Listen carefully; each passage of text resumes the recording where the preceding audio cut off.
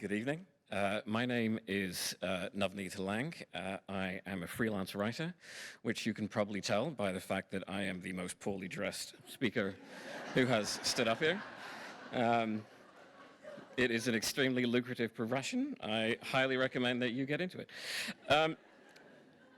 I am here to talk about technology and the good life. I just kind of want to set up the context by giving you a little story. In March of 2007, I signed up for a then comparatively new social network called Twitter. You may have heard of it. There is an American politician who uses it frequently. I don't know, maybe you've heard of him as well. Since March 2007, I have used Twitter almost every single day. So that's about 4,600 days. And I have been on Twitter maybe for, let's say, 4,580 of those days.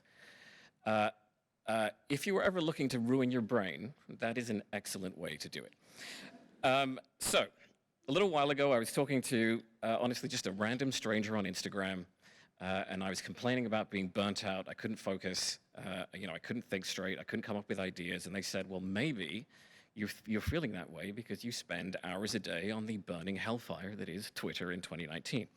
I decided to get off Twitter for a month.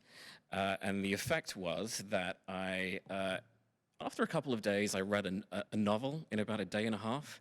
I started binge watching a show on Netflix called Dark. It's a German show, and then I downloaded Duolingo. I started learning German. I was cooking, I was cycling, I was going for walks.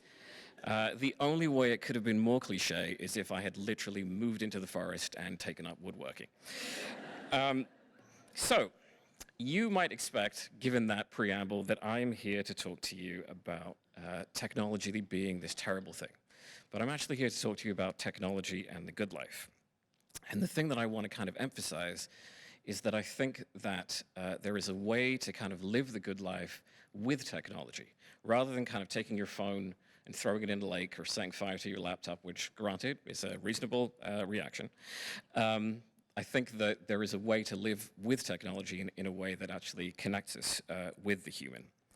The reason I think this is that I think that technology isn't just inescapable in 2019. I also think that it is essential.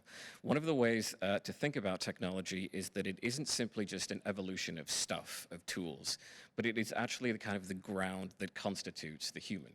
And that is that if you think about all the things that make us human, right? Agriculture, tool use, language, these are all sort of technologies that we use to kind of shape the world around us. So let me give you a quick little bit of context about me. Despite the fact that I am predominantly a technology writer, I actually have a literature background. I actually did my PhD in English literature. It was an excellent use of a decade of my life. Highly recommend never, ever do that. In the English department that I was in York University, which is a university in the north of Toronto, in about the mid-2000s, I may have been the only person in the English department who knew what a podcast was, let alone who listened to one. And that is to say that it is a context in which technology was not particularly looked upon favorably. So my perspective on technology is one that always kind of combines this sense of my own sort of background in the humanities with this obsession that I had. For example, I'm holding an iPad now.